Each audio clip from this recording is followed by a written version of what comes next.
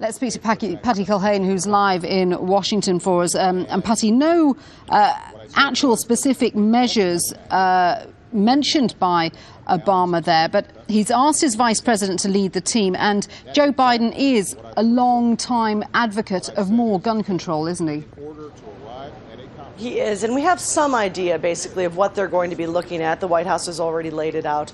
Renewing the assault weapons ban that expired about 8 years ago, closing what they call that loophole in background checks. I want to explain to people who possibly don't know, if you buy a gun from a gun store, you have to go through a background check. If you go to a gun show and buy from a private owner in this country, it doesn't matter what you've done in your past. If you're a felon, if you've been hospitalized for mental illness, they won't know it, and they will sell you the gun. He wants to close that loophole.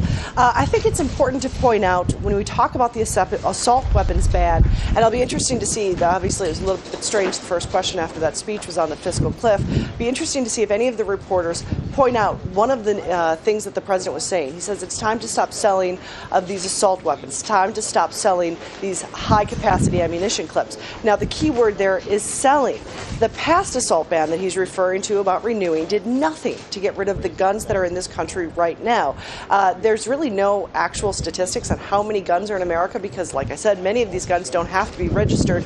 Estimates range from about 200 million to 300 million guns. Just to give you an idea, gun sales have been skyrocketing from the moment of the shooting in Connecticut. Just in November, before the shooting, 2 million guns were sold in America. No one in Washington so far has been talking about doing anything to get rid of the assault weapons that are currently in private hands, to do anything with those high-capacity ammunition clips that people currently own. There has been very limited talk, just a couple of people really, and not in Washington, saying that the country should look at some sort of buyback program like we saw in Australia, but we did not hear the president endorse that, and I think that is an important distinction. I'll be interested to see if the White House press corps, those in the front row who get to ask questions, pick up on that very, I think, important distinction. Yeah, I mean, it is interesting because there is this sort of staunch commitment by a large part of the American population towards their guns, towards their weapons, and as he pointed out, the Second Amendment, the right to bear arms.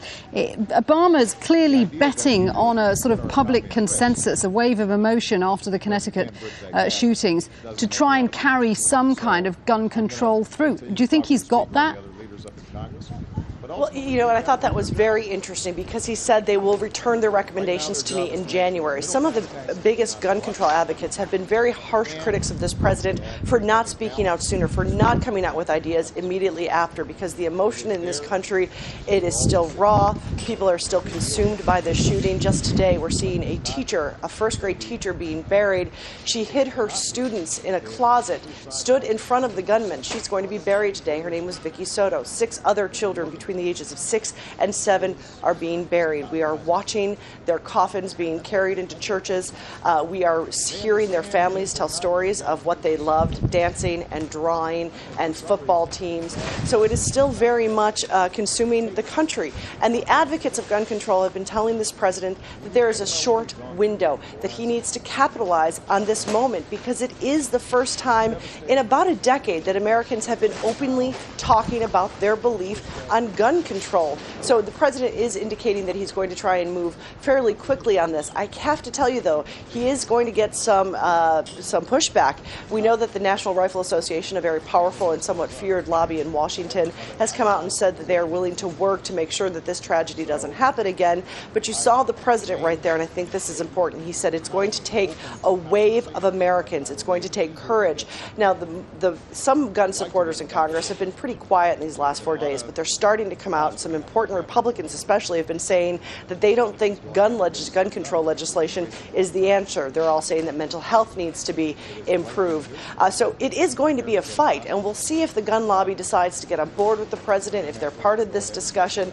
There is a lot left that has not been answered when it comes to this very important issue. Yeah, and in fact, I think the National Rifle Association is going to give some kind of press briefing on Friday, so it'll be interesting to see what they say in that. Patty, for the moment, thanks very much indeed for that. Patty Culhane in Washington, D.C. there.